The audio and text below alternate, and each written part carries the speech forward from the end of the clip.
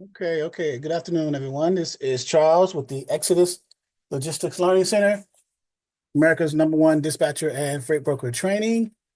It is Saturday, the 26th of April, 2025.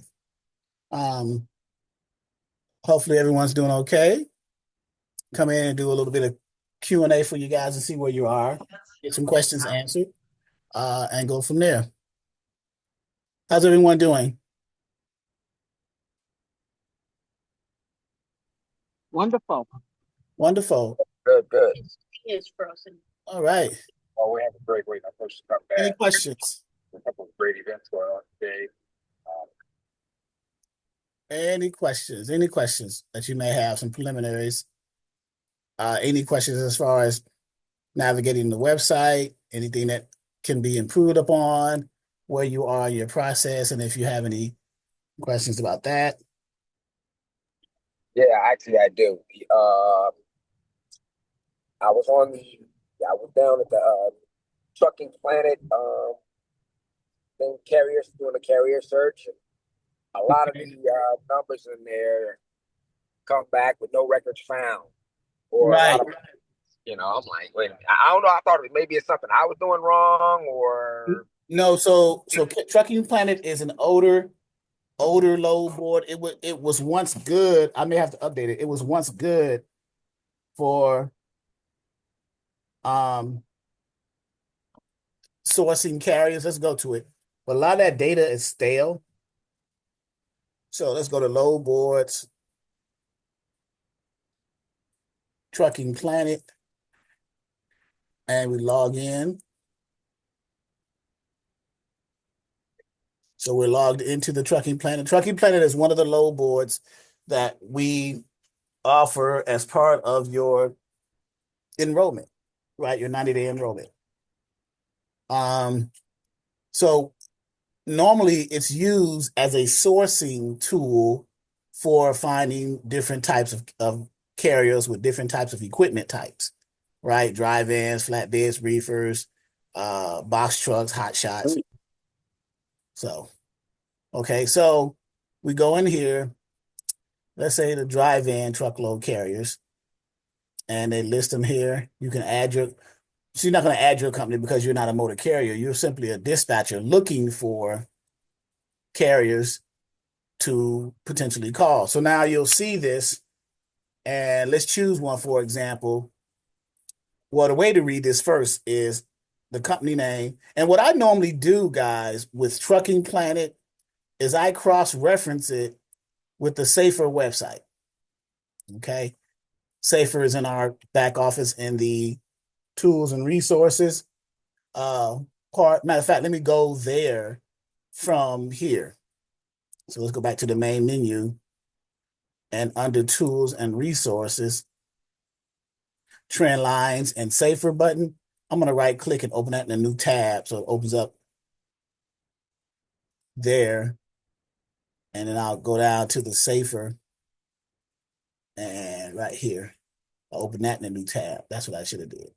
So Safer, you got Trucking Planet right here. So when you go to look at these carriers, like Mr. Ellis was saying, some of the data is like not found. So this company here this Jaw Investment LLC. Jaw apparently is the initials for his name, James A. Williams. I don't know what the A stands for. He has 10 units. There's no MC or DOT listed. So he's loaded out of New York. He'll go to all states. There's his email and phone number. So for a person like this who does not have an MC and DOT, how would you look them up in Safer when you got Safer that has MC, DOT, and name?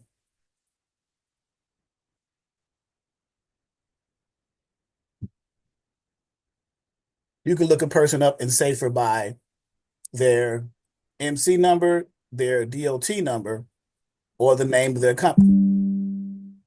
So this person doesn't have an MC and DOT. So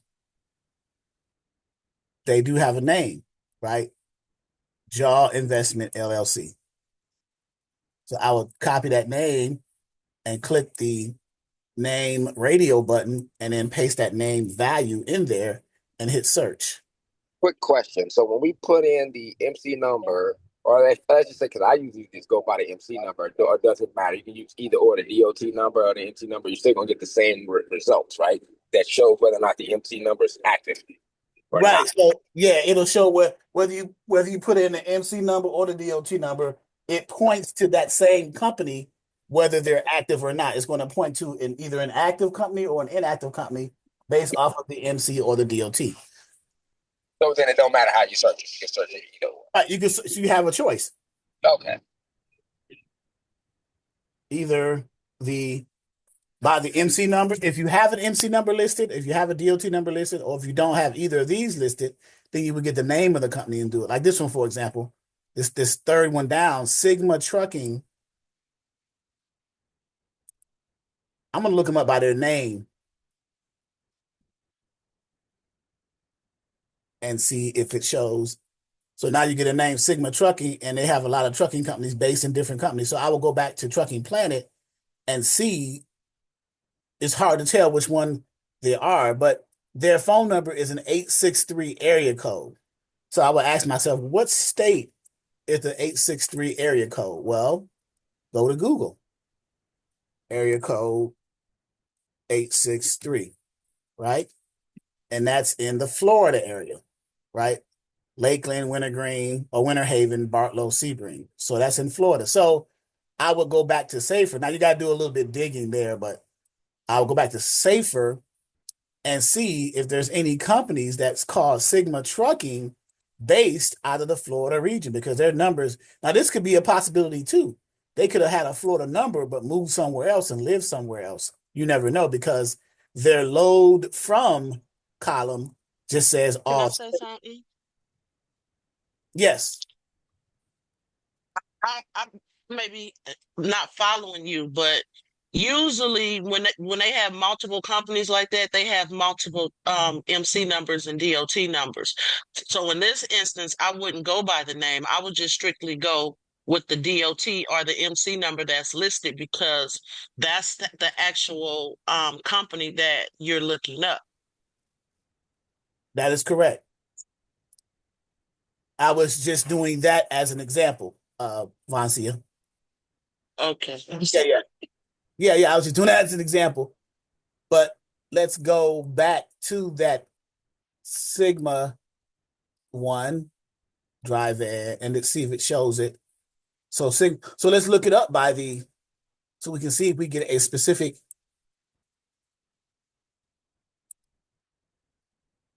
Let's see here, go back. And do you think that 104323929 is that an MC or a DOT number based off of the number of digits? That's a DOT number, isn't it? Well, let's look up the DOT number.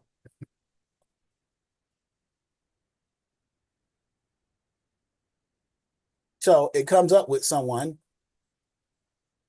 and it comes up with this information: carrier active and then not authorized. But the name is Joseph Neal. So that may not be them. Let's look it up under the MC number and see if it shows anything for that one. So now we looked it up under the MC number and did a search.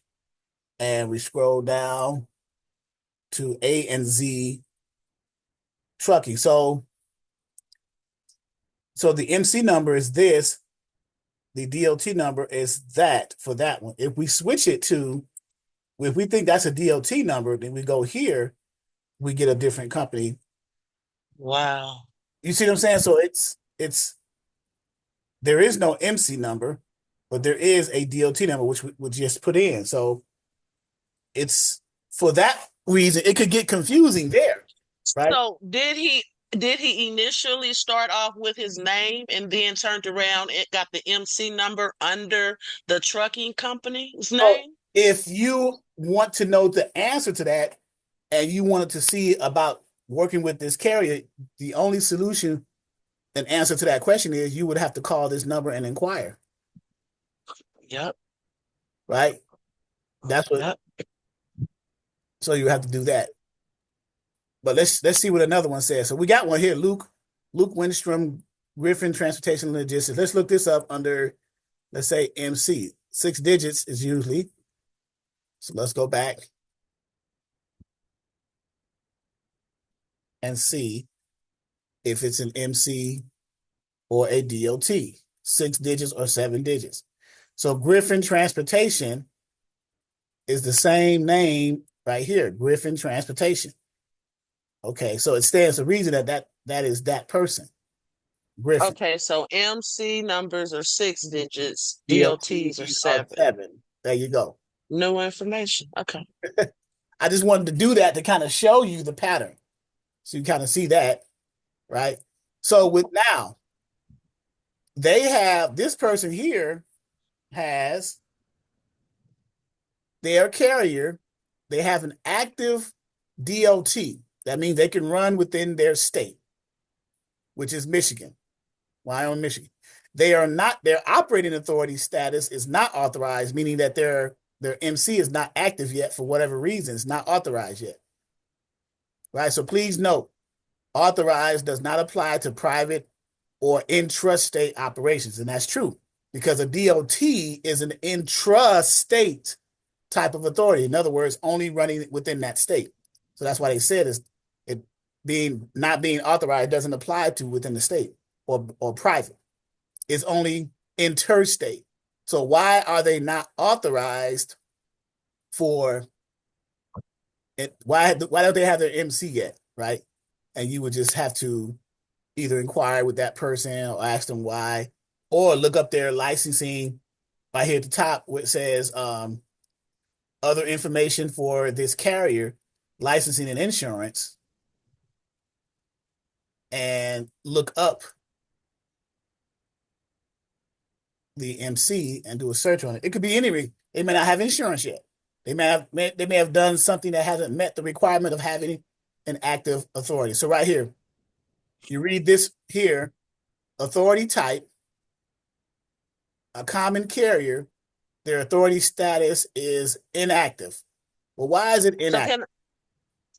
can I say something right quick? If the reason why it's saying that it's inactive is because probably they didn't submit an application because it says no application pending for the MC authority.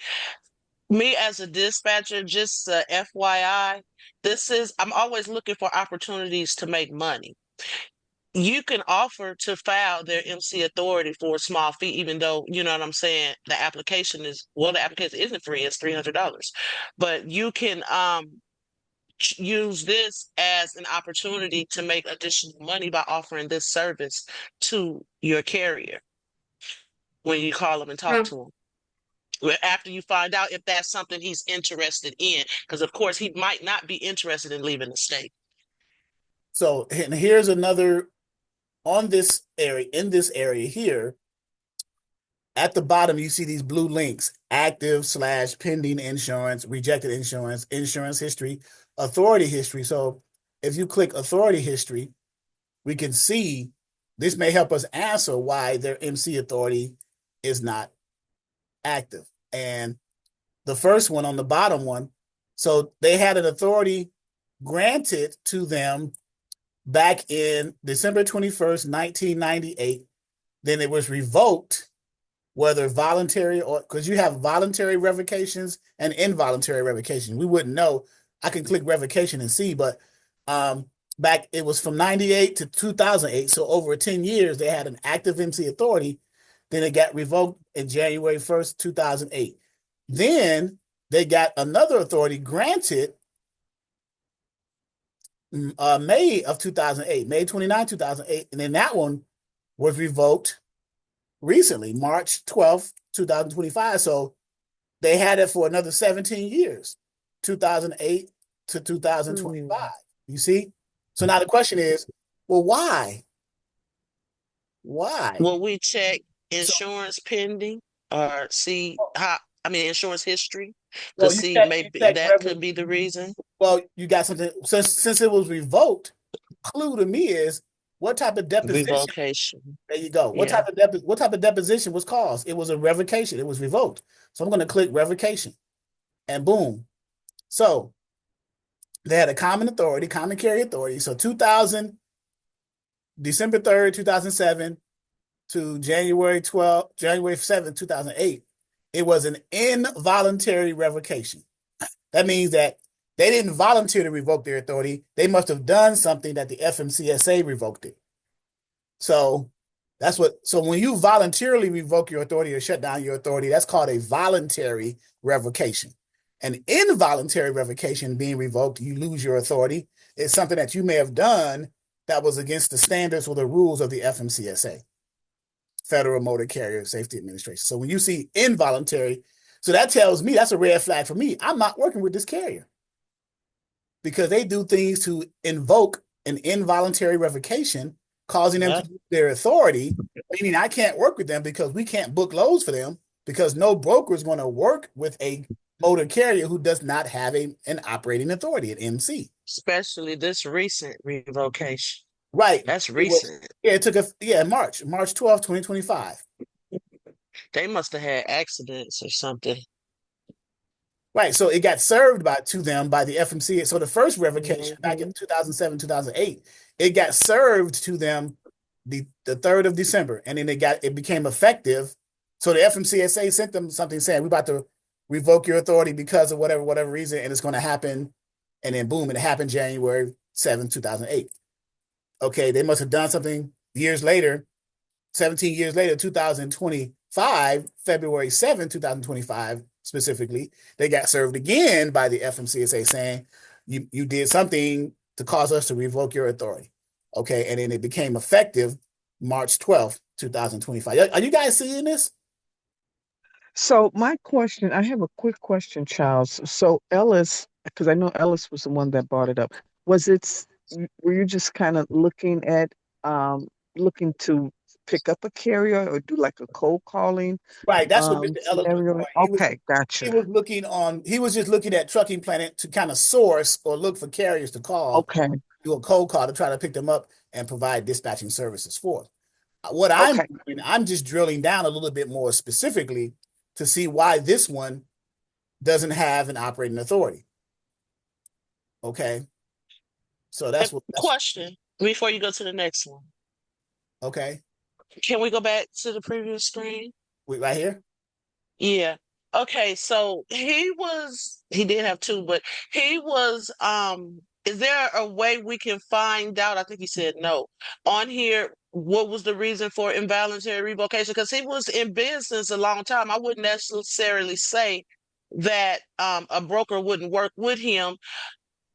Can we look at rejected insurance for a minute? You can, but the thing with me is one revocation is enough for me as far as a dispatcher. I don't want to take that. That's what I was thinking. Yeah, Yeah, why I would wouldn't want to take you that even take risk. a chance on somebody like that when there's other people that are licensed and have MC number and that are in good standings with FM, whatever. But I'll go with we under rejected insurance, there is no history. So when you go under rejected insurance, you don't see any history there. That means that the reason for their revocation wasn't Insurance. insurance, right?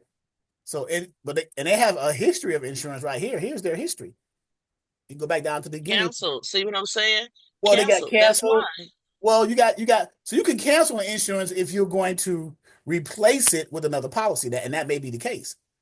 You see, so he canceled auto owners insurance and replaced it with Hanover.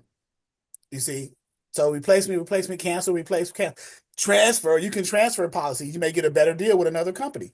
So Look at all these cancellations, though. right. So there's so much ambiguity. There's so much uncertainty. Yeah, I wouldn't mess with it. There you go. So, but what I was thinking. I just save you the trouble. Like, let's see, active pending insurance, nothing. Authority history. Once you see this right here, once you look under the authority history. So let me go back to where this is at. Let's go to carrier details. And right here, when you see this inactive status, you go down to any revocation, involuntary. Again, there's two types of revocations. In other words, there's two types of revoked or shut down authorities. In other words, revoked authorities. There's voluntarily and involuntarily. You may volunteer to revoke your authority because You just don't have the finances to continue running your trucking company. You just can't afford, and you just let the FMCSA say, no, hey, I'm doing a voluntary revocation because I can no longer afford because the rates are down. I can't afford to pay for fuel. I can't keep running, making these truck payments and trailer payments. So I'm voluntarily shutting down my authority. So it's a voluntary revocation. An involuntary revocation is where you running your company, but you're doing crazy stuff to cause the FMC. You may be failing inspections. You may be doing all types of stuff that the FMCSA deems a qualifier to revoke your MC authority. You may have been put out of service so many times, and the FMCSA got tired of that. You may be over legal weight. You scale over the legal weight when you go to the weigh stations. You have a history of doing that, a pattern, just different things. So those are the types of carriers we don't want to dispatch for. So, and this is one of the ways or clues to look for that. So let me ask you this. Let's go to another example, and you guys tell me if you would want to dispatch for this carrier. Let's look up Pixel Transport Inc. Let's copy there. Now, what is that? That's 7 digits. Is that an MC or a DOT number? DOT. That's a DOT number. Because, It has 7 digits. okay, MC numbers have 6. really? So record inactive. So when you see that, record inactive, that's what Mr. Ellis was getting. Yeah, I actually looked that company up yesterday, as a matter of fact. Pixel. So let's switch it to MC and see what we get. Yeah. And guess what? There it is. Weird. Weird. Uh-oh. I just threw a monkey wrench at you, and I'm not going to tell you why. But they're Indianapolis, Pixel. They're coming out of Indianapolis. The name of the company is Pixel Transport. We switched it over to the MC with that number. And so let me tell you this. MC numbers are starting to go into the 7 digits now in 2025. They used to be about 10 years ago. They used to be 6 digits, but people are getting their authority so much so that they're starting to get into the 7 digits. Okay. It's not mine the 7. right. It's going from 6 to 7. All right. So, Okay. all right. Yes. Quick one. Is there any special requirement to applying for an MC number? You have to, the same way you with the broker authority, you have to go to the FMCSA's website and register for what's called an authority, an operating authority. You would have to fill out the online application. It's called the OP-1 application. And it's the application to apply for either a motor carrier or a broker authority. That is a $300 one-time non-refundable payment. Once you pay that, your information that you submitted as a motor carrier or as a freight broker, that OP-1 application it applies for someone who either a broker or a motor carrier. We're saying motor carrier, right? So once you apply as a motor carrier, that information is submitted into the FMCSA's register as a matter of public record. And then you have to meet other requirements in order for that MC number and DOT number that you're going to receive as a temporary number to become active. You have to get insurance. You have to do a BOC3. You have to do a UCR. There's other small requirements to meet by the FMCSA before your authority becomes active. But you don't necessarily have to have a truck before it becomes active. You definitely need to have a truck because to get insurance, you have to have the VIN number on the policy of the insurance. So to have a VIN number, you got to have a truck. Okay. Right? Great. Unless you're a broker. So I have people ask me that question all the time.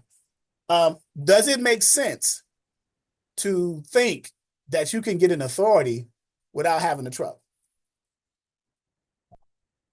Be honest. Just be honest.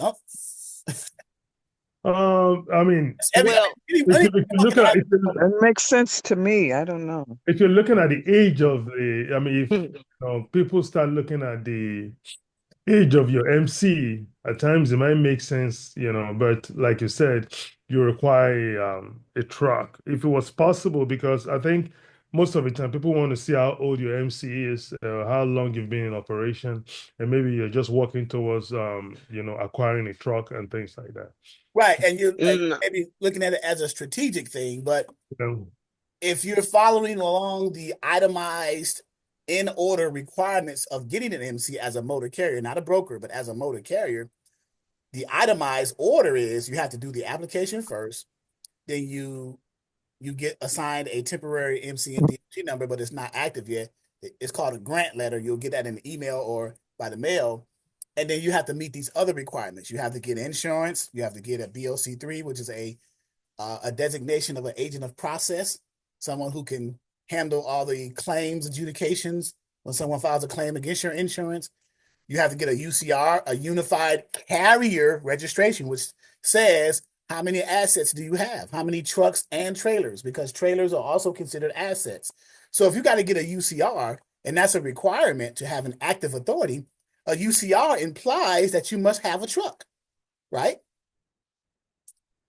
A unified carrier registration, because they're saying list your assets if you have them. How many trucks do you have? How many trailers do you have? Well, if I'm trying to get an active authority, then it stands to reason I must have a truck because I have to meet the UCR requirement in order to meet the active authority requirement. Now, is that just for carriers or is that for brokers? Because I have to do two. Yeah. The UCRs are for brokers too, because some brokers are what's considered asset-based brokers. They have a truck. They may have trucks and trailers. You may be a carrier for 20 years with a 10 fleet carrier company. You decide to become a broker. So now you got your carrier authority. Now you can get a broker authority. You can list your assets on your carrier side on the UCR on your broker side. That's how that works, Mr. Ellis. And you'll be considered asset-based. Or most new brokers are non-asset, so they just put the first category 0 to 2 or 0 to 4 trucks, so they'll just meet that requirement. If you have no assets, you'll check the box that says 0 to 4, and you'll go from there. Or 0, I think it's 0 to 2 or 0 to 4. I forget on the UCR, but yeah. Okay. Thank you. Yes, no problem. Hey, Charles, I had a question. Yes, Ixon. Just curious. Like, what would your rather? What's the method would you rather use to get carriers? Would it be cold calling like this, or flyers at a truck stop, or Flyers at a truck stop? Because I like to talk to people face to face so they can see me, make eye contact. Yeah, me too. And a firm handshake type of stuff, right? Absolutely. Go to truck stops, talk to them like, look, man, I'm a dispatcher, I'm a former carrier. I'm getting out the truck, but I still want to help you guys because I know the terrain, I know the roads. I did it for 20 years, so I can kind of help you mitigate and navigate that. Especially if you're a new carrier, I can kind of help you navigate along those rough paths, keep you in areas that are profitable and where freight is a high volume of inbound and outbound freight, and keep you out of the dead freight states. So a carrier, especially new, they'll love to hear that. I got a dispatcher who used to be a former carrier, knows how to run me. Let me give them an opportunity. Right. Yeah, that's kind of what I figured too. That's awesome. Yeah, you want to, yeah. So that's an option. So you have many options, and then we're going to AI now. We're going to AI technology. We're going to social media because carriers have social media accounts like the Facebooks, the LinkedIns, the Instagrams, the Twitters, or what they call X now. Yeah. So they got that, and let's do this. Let's make it even easier. You heard of this thing called Chat GPT? It's AI technology. Sure. Chat GPT. I've heard of it and used it. It's excellent. It's an excellent tool. It's an official GPT, open AI. It's an open source AI platform. Let's do this. What state are you from, Hickson? What state are you located? Texas. Texas. What city? Fort Worth. Fort Worth. Please list all, when I say all carriers, please list carriers, or you can say owner operators from, you said Fort Worth? Yes, sir. So you're in the DFW, Fort Worth, All the way. Fort Worth, Texas. Or however you do it, right? And boom, it does the work for you. Nice. Okay. AI technology. Now you can, so the best way to use AI technology when you type in the chat box your commands, You got to be as specific as possible. If you're general, you're going to get general results. So that keep that in mind. Yeah, I use that. Things. When you use AI, ChatGPT, make sure you log in, because if you log in, you can always go back to the last question and get, if you didn't get all the answers or didn't get everything, you can always go back and get the information you need. If you don't log in, then you have to do the search again, and you might not get that same information again. Right. Here's a Okay. Good to know. workaround. Here's a workaround for that. So if you don't log in, you want to sign up and get an account. But if you don't log in and you want to copy the last command to your clipboard, and then now if you lose, your computer shut down, boom, boom, boom, or whatever, you can have that last command in there, right? So right Or here, you can screenshot. or a screenshot right here. So I'll go back here and just paste the last command, and it'll do it all over again. Right. But And you then another way I use to find carriers, I incorrectly said that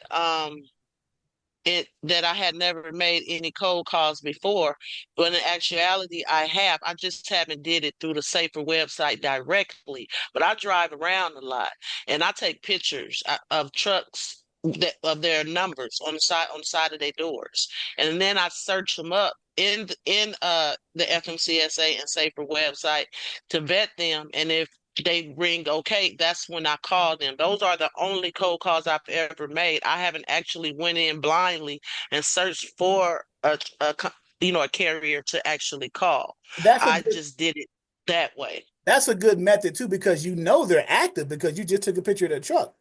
So you know they're active. You just want to get some information to see if they qualify, if they meet your qualifiers to even call. But you know at least you know they're active. Exactly. And then another thing, if I am in a position, I put my business card on their window. I don't disturb them. I just put my business card on their window, so when they open their door, they see my business card. One other tip with new drivers, quickly, if you sign a new driver, when they get a load, send them to get an inspection fully loaded. That makes it easier for you to get loads for new drivers. Now, It still takes some explain what you mean. convincing. So I'm a new dispatcher. What do you mean when you just said that? Most brokers don't want to work with drivers under 6 months. You have some that will work with them 90 days, but they be lowballing brokers. And so the first thing they use to deny service is that the driver hasn't had any inspections. You have empty inspections, I forgot what they call them, and then you have loaded inspections. The loaded inspections, when they have a load on their truck, carries more weight and gives you more negotiation with the broker than an empty inspection. That's correct. That's correct. I just want you to explain that so people who've never heard that before can hear it. Right. It just helps. It helps build your carrier's load acquisition history, so to speak. So how does the broker determine that? I mean, where do they find that information, the empty inspection or loaded inspection? Well, they have several resources they can look it up in, Carrier 411, because this is inspections, whether empty or loaded, is a matter of public record. This is the FMCSA process. So that information is public record. We can go to Safer and look at something like that. If you go right here and scroll down and see right here, inspections within the last 24 months. This carrier has had, and now let's break it down. It's a matter of public record, remember? So here are the inspections for this carrier, who is Pixel Transport, right? We just looked them up. So under the vehicle inspection column, they've had one inspection right here. Can you guys see the screen, or do I need to blow it up? You guys can see the screen? Yeah, I can see it. Well, okay. So they've had this carrier, Pixel Transport, one vehicle inspection, 0 out of service, so they must have passed it. So that means they had 0 out of service percentage. You definitely don't, you want to be the national average of out of service. You don't want to be above 22.26% of vehicle out of service inspections. If so, that's a red flag. So this carrier is good. They had one inspection within the last 24 months as of today, or as of yesterday, the 25th. Okay? That's how you read that column. The second column is a driver inspection. They've had 2 driver inspections within the last 24 months. 0 out of service. So a vehicle inspection, they're checking the safety and efficiency of the vehicle. Tires, the reflectors, the fifth wheel, make sure everything is in compliance, right? That's the vehicle. The driver is drug and alcohol. They're not a alcoholic. They're not driving drunk or doing it, you know what I'm saying? Or they're physically okay. Their DOT physical is okay, right? So they've had 2 in the last 24 months, which is not bad. And they've passed both of them, 0 out of service, 0%. So the national average is 6.67. You don't want to be above 6.67% driver inspection. Now, if this person was hazmat, if they were a hazmat certified or a hazmat endorsed driver, they would have had a hazmat inspection. I don't think they are, because it would have been something here. And I don't think they are an IEP, because there's nothing here. An IEP is an intermodal equipment provider. That's what that stands for. They provide the chassis so that the containers can go on for intermodal drayage type of stuff, for those of you who are carriers and understand that, right? So when you check this section of SAFER, you're looking at the first 2 columns, typically for the carriers you're going to be dispatching for. Keep an eye on these first 2 columns, okay? The driver and the vehicle inspections, and see if they are anywhere above the national average for those inspections. That's a red flag, and I would consider not dispatching for them. Does that make sense?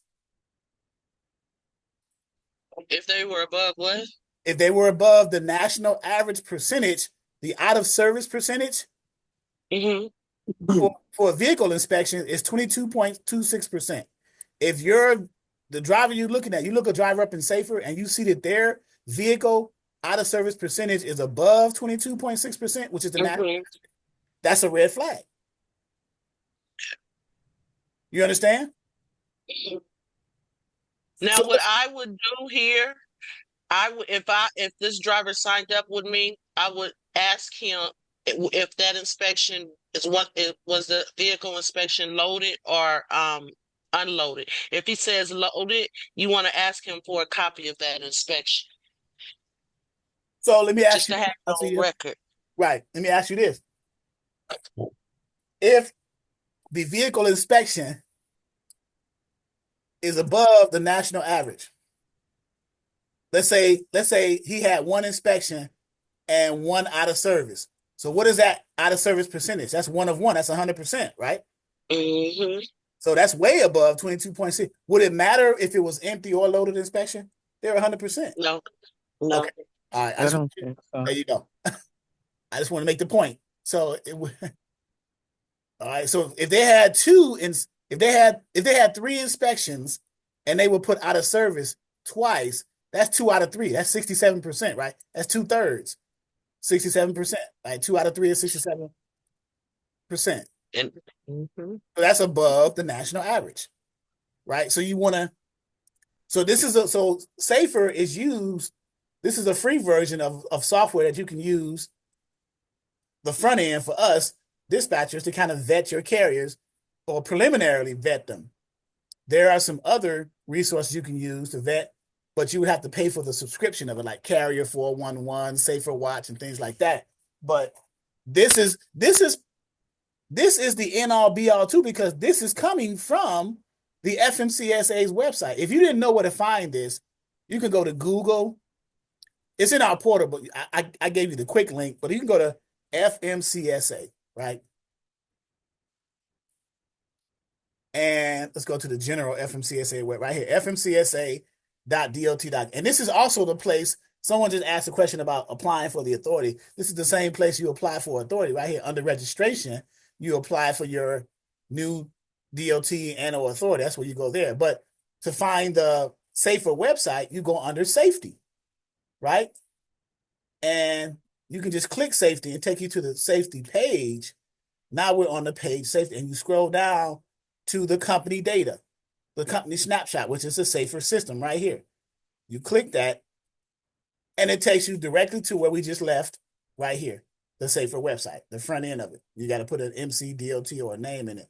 So I just showed you two ways to get there, from within our back office and from Google. Okay.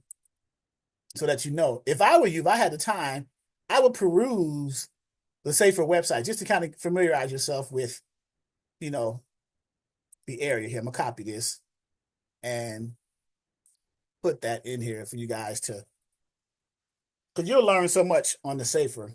And as a dispatcher, it'll make you a more well-rounded dispatcher, right? If you understand the industry by which you are dispatching people under, which are the carriers, if you understand their industry and are able to explain it to them better than they can understand it, then you are a value add.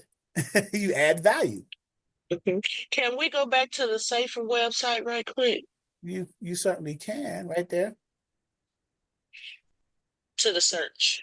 to the search. So let's go back. I'll just back out of this one and just take this out. Missing parameters. Okay. Right. Okay. So what are you looking for? Another way you can find carriers, you can click on name, and I go through the alphabets. A, let's put A in there and hit search. That's correct. You put the A, it'll give you all carriers whose companies start with that letter or have the letter. I go through the alphabets. Right. So these are all the A's, and then it gets into the B's, and then it gets into the C's. We just started with A. It's a little difficult, a little bit more difficult because these are not going, all of them are not, what's the word I'm looking for? The commodity. They're not, the type of equipment that you're looking to dispatch exactly. for. Not only that, they're also like, you have farmers, you have like, what's the word I'm looking for? Rich on the, oh my goodness. So they are not, when they register for the authority, common carriers, they're not all common carriers. Right. So there are different types of, so there's 4 types of main carriers that apply for an operating authority. There are the common carriers, there are the contract carriers, there are the passenger carriers, and there are carriers of what's called household goods. So the only way you would know that if you click one of them and go into it to see what type of carrier they are by going into their licensing and insurance to see who they are. Right? But you would want to dispatch for the common carriers because those carriers are the type that brokers will look to move loads because they can move loads for any broker. Contract carriers are contracted specifically to a specific entity for a specific term, like a year, 2 years, right? Passenger carriers are just that. They deal with passenger, limousine services, bus terminals, bus companies, and things like that, and then school buses and stuff like that. And then household goods are just moving companies, like the Atlases, the Covans, the Mayflowers. Those are large moving companies that move like military families all over the country. So those are the distinguishing authority types when it comes to the motor carrier. Okay. You want to focus on the common carrier authority. Common carriers. So when you look like this one, you can't tell by looking at this. We just click one. You can't tell by looking at it right here, right? Until you get down to the area right here. So this person is a private one. So you're not going to dispatch for a private business carrier who is intrastate, non-hazmatic only. They only deal with the horses and livestock. So like basically a farmer's person. They're a private carrier for a farm, basically. So they're not concerned about finding loads. They have So you wouldn't even waste your time. You would just go back and find another carrier. That's correct. And then another way to find out if they're common or not, just go under the licensing and insurance, and it'll take you to, I hate these things because I always get them wrong. Look at that. Sure enough, there we go. All those things drive me crazy. Here we go again. It's more fun. Gee. And once again, look at that. So it's not even gonna let me get in here? Really? Are you sure you're not a robot? Yeah, I know. I am AI. Leave me, please insert coin. What in the So, world? so Charles, I think in one of your videos there was this option you did here with the drop down from the choose Uh-huh. on the top right. The Right. top right, they drop down from choose from the menu. Correct. If you click that one, if you click on that, you go to registration, FMCS registration. It gives you a PDF That's that the shows that's the the that's the date of. register. That's the FMCSA register. It gives you a PDF that shows. So what this does, that's a great point. What this does, if you're going to go to the FMCSA register to look for carriers, those carriers are those individuals who have just applied to have an operating authority. They're not active yet. They're going through the application process and doing other things like getting insurance and BOC3 before it becomes active. So you can reach out to them, yes, and say, hey man, I see you're applying for your authority. Once it becomes active, are you looking for a dispatcher? Right? Or something to that effect. So yeah, the PDF. Oh, let me go back to that. Reload. Let's go to the HTML version of it. Right here. And you look them up. These are name changes. You got to go to the area of where they are. So name change permit. We got these links up here. So let's go to certificate of registration, license, right here, licenses. So they got their licenses. And then you just look up a company, get their MC company name and go from there. But again, be mindful that, and in these dates are the dates that they have applied for the authorities, not the dates that they became active. It's the date that they got filed for the authority. So you don't let that confuse you. Okay. And then, of course, if you decide to go this route and actually call them, just start that conversation with them. Hey, what's going on with your authority process? Have you? Well, first you want to vet them. You want to vet them first, so you can already know most of that information, at least the equipment types and stuff like that. So you take their MC number or their DOT numbers, and you do a search in Safer, and you vet them first Well, how can you? before you call. So let me ask a great question. That's a great point. But let me ask this question. Let me play devil's advocate. How can you vet it for? How can you vet on a carrier who doesn't have an active authority yet by looking in Safer? Well, Just what we curious. calling them for? What Oh, we no. calling them for? They ain't active yet. Well, That's why well, we Miss. look them up Well, and that's a Safer. good. I'm glad you said that. Why are we calling them for if they're not? Why are we calling them for if they're not active yet? Well, Mr. Lawal said, well, he wanted to go this route of calling carriers who are going to become active to kind of market himself as a dispatcher to try to help those newer carriers. So that's why we are. Mm-mm, that's overworking because they ain't gonna nobody gonna mess with them for TQL. That's overworking. Well, and that could be the case. Chasa got her hand raised. Go ahead, Chasa. Hello, good afternoon. Good afternoon, everybody. I think I almost know everybody in class today, Charles. Um, hey, Vancia. Hey. Hello, hello. I'm happy you're talking about this, Charles, because we did our cold calling session on Friday, and one of the things that I showed some of your students and people who attended was how to use the FMCSA website to find carriers. But Mr. Lawal, he opted to use the choose menu option to go to the FMCSA registry. Right. Right, They are now. right. And when you do that, you are limiting the dates. Well, you came out of it. Okay. Yeah, so you see how it only gives you these dates? Right. There's a 2 week increments. Go ahead. Right. So there's another way you can go into the FMCSA and you can go back as far as 2022. So that's what I was showing people on Friday. And I wasn't sure if that was something that you covered. So show me how to go back. I'm a new dispatcher. Show me how to go back 2022. Okay, so go to the FMCSA website. The front end? Yes. Right here. No. Oh, That one, the main yeah, that FCSA website, you're saying? This one. yeah, that let me see. Yes, that's the one. You do need to have the safer the safer website open as well. So you have to have the FMCSA website open and you have to have the safer web open because you're going to use both of those tabs. Okay, so I got the FMCSA main homepage and the safer open. Okay. Okay, yeah. So go back to the FMCSA website Okay. and click on registration All right. and click on daily register certificates and letters. Okay.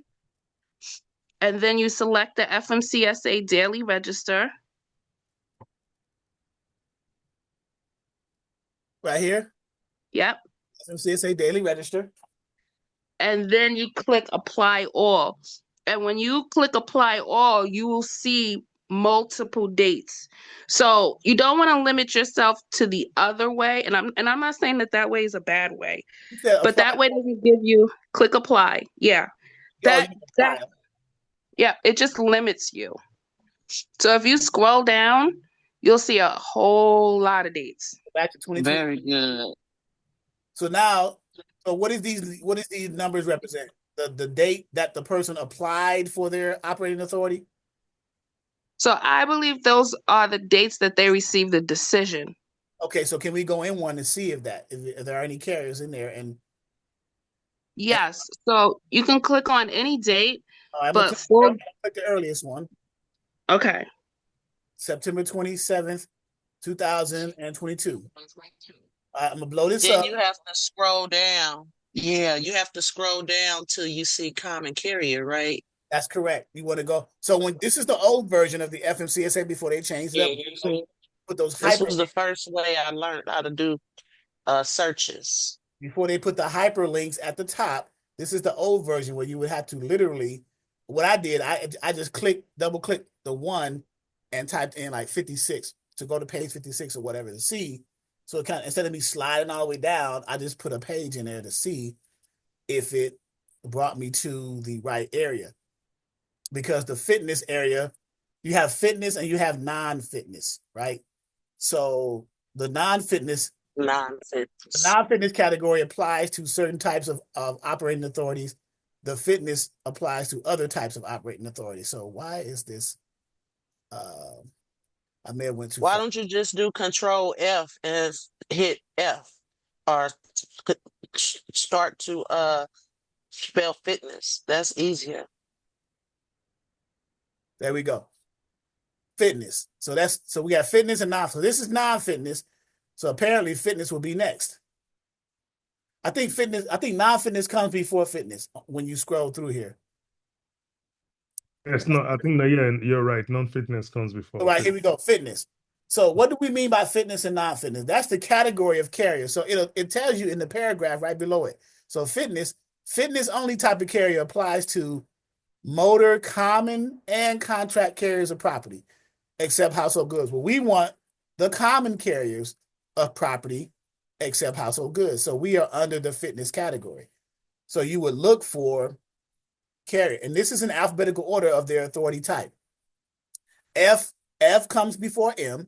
So the FF authority is a freight forwarder. We're not dispatching for freight forwarders, right? We are dispatching for motor carriers. But let me show you how you read this first before we go down, because the column headers are at the very top. They're not as you scroll down. So you have the number. In our case, it's going to be an MC number. File is the date that they filed for the authority, not the date that it became active. It's the date that they filed for the authority.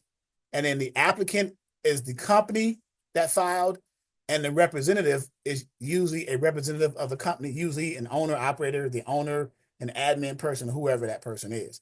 So that's how you read it column to column, okay? So we're going to scroll down to the M. Oh, before I do that, let me show you how you read it here. So you got the number, which is the freight forwarder number, the date that they filed, the representative, the applicant or the company, and the representative. And then under it, the actual type freight forwarder of property except household goods. That's how you read it from top to bottom, right there. Okay. Now it's highlighting all of it, but let me scroll down to the M section. And to get our first M's, let's go and do F right here, first M. So here's the first one. MC is this, the date filed, not the date active, September 22nd, 2022. The name of the company is Nestor Towing Inc. and the representative is Nestor Towing. Obviously, Okay, I wouldn't even look at that because he's a freight forwarder. I would go back and go down to the common carrier one. That's a waste of time. he's not a freight forwarder. It say at the top, freight forwarder of property. Right, that's that top one is this one here, freight forwarder. Remember, I just showed you how to read it. You read the Oh, it's at the bottom. That's Okay. correct. So the description of this one, and you can tell not a freight forwarder because they have the MC number. Is that MC number? If it was a freight forwarder, they would have the FF number. So Okay. all the information is first, and then the description of the type of authority is under it, right? So they are an interstate common carrier of household goods. So they are the right carrier type to dispatch for, but the only problem is they are a towing company. I'm not gonna dispatch. I don't want to dispatch for a towing company. They have their own internal dispatchers. Okay. Let's look at this one here. MC 1063665.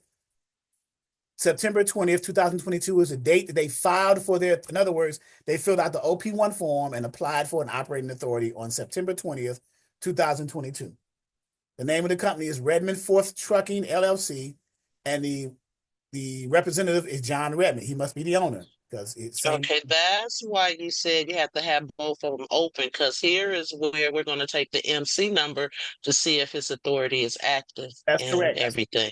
Point Chaucer made. So they are, but you want to make sure that they are the authority type that you look to try to dispatch for. And they are interstate, which means they're MC, common carrier, except household goods. So we're going to take that MC, right? And then flip over to safer.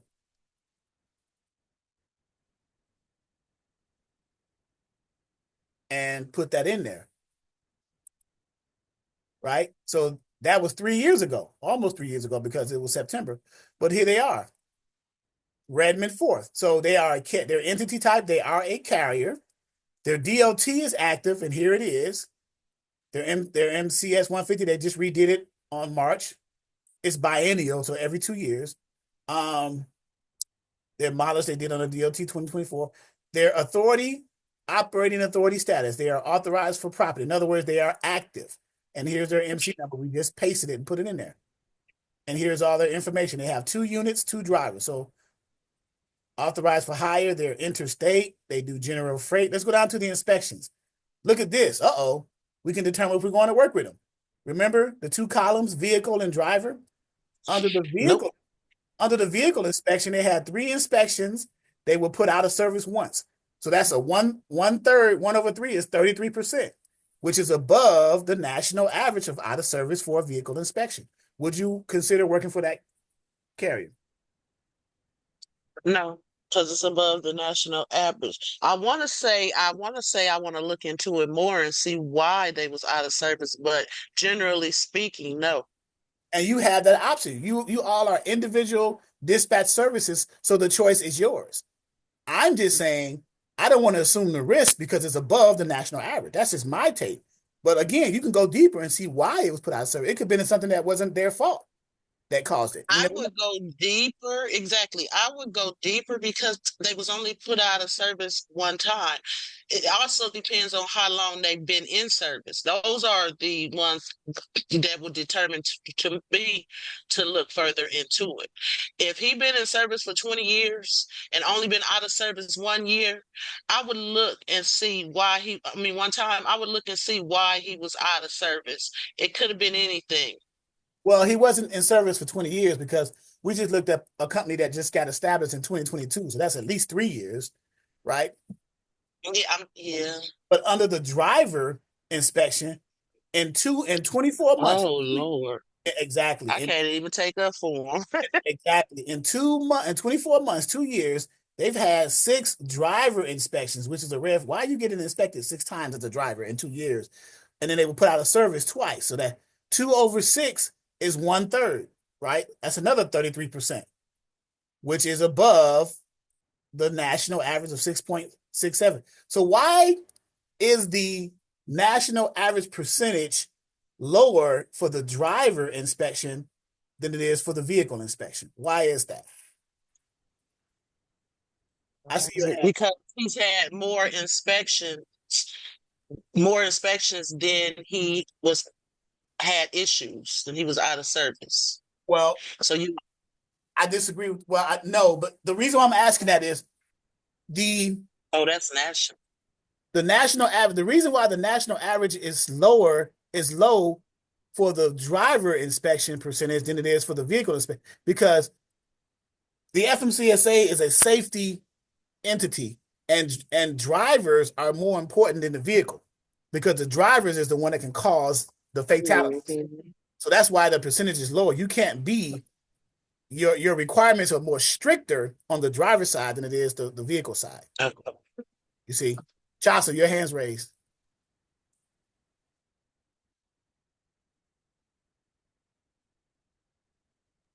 Yeah. So I do apologize. I jumped in late when you started your Zoom today. When I came in, you were going over this page with about another carrier, and you were talking about the different equipment types. I had a student ask me if you could scroll up, then I can explain it better. Okay. Let's go up to the top here. Nope. Nope. You can scroll back down slowly. And stop. Okay. The part where it says cargo carried. No. The part where it says operation classification. Okay. So one of the people in the cold calling session found a carrier that said exempt for hire. And I wasn't really able to explain what that means. So I don't know if you went over that one before I came in this morning. No, I didn't. I went over the ones that the type of carriers we're looking for are the ones who have the authority for hire, or they're authorized to be hired. Not exempt, private property, not private passenger business. This is a passenger authority for private, like private limousine services. And then you got a private passenger non-business, right? So there are certain ones that you, as a independent freight dispatcher, the only one that you should focus on is the one that is authorized for hire. Correct. All the others, if you find a carrier who checks all the other boxes, but their operation classification is something other than authorized for hire, just be careful going down that rabbit hole. Okay. Yeah, and I get that. We as dispatchers only authorized for hire is the carriers we need to be looking at, regardless. I just wasn't able to answer her question when she asked me, but I told her that I think exempt for hire would be vehicles like an ambulance or a fire truck or a police car. That's what I thought it could possibly be. So I just wanted to know. Would be right, but these are exempt commodities or exempt for hire. Like you said, you can't hire those types of vehicles because they're emergency vehicles, or they're used for public service, like police cars, fire trucks, and things of that nature. But exempt for hire in the trucking industry refers to motor carriers that are transporting goods for hire, but are exempt from certain economic regulations, primarily related to requiring the operating authority. Okay, so I can copy this and put this. This is the literal. It's still confusing, Charles. I mean, just look at it. What the heck does that really mean? And maybe I'm just, maybe I'm just ignorant to that definition. Can you break it down a little bit more for me? Well, all you have to do is pay attention to the first word, exempt. Exempt means that it does not qualify, so they're non-factor. So you just pay attention to the first word. No, that doesn't help me paying attention to the first word. It doesn't answer my question as to what type of equipment are they referring to. That's what I was trying to answer for her. Right. Okay.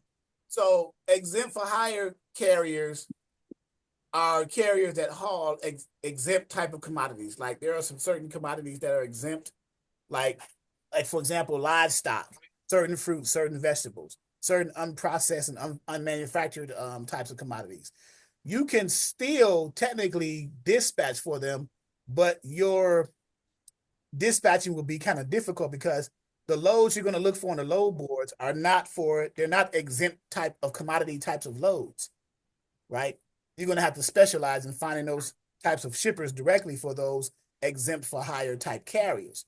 So technically you can dispatch for them, but it's going to be a challenge for you, right? Gotcha. So that was like Like people farmers, who like farmers, cattle trailers and stuff. right, like farmers, for example. Okay. They Okay. they may have certain commodities that are exempt commodities, and they need an exempt for hire type of carrier to haul them. Or they may have certain livestock like pigs or cattle, like you said, that needs to be transported from one farm location to a satellite location or what have you. It's a very specific drilled down category. Now, I would say for new dispatchers not to venture off in that arena because you're going to stick to the non-exempt commodities and the non-exempt or the authorized for hire types of carriers, and they'll be okay. Can we go back to where Chaucer had showed us how to find that site? Yeah, that right there. How do we get there again? We go to right here from the website, right? Mhm. And what was it under registration? I believe daily register Daily registration. Okay. right?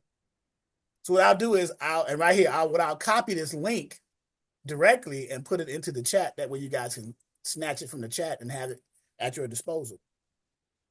And I may also put it in the back office, the direct link. That was good information, Chaucer. I forgot about that. And then you just look FMCSA daily register, right? You said select all. Did you not, Chaucer? No, she said daily. It's daily. It's daily. And so one of the other things I wanted to say is you opened up a PDF.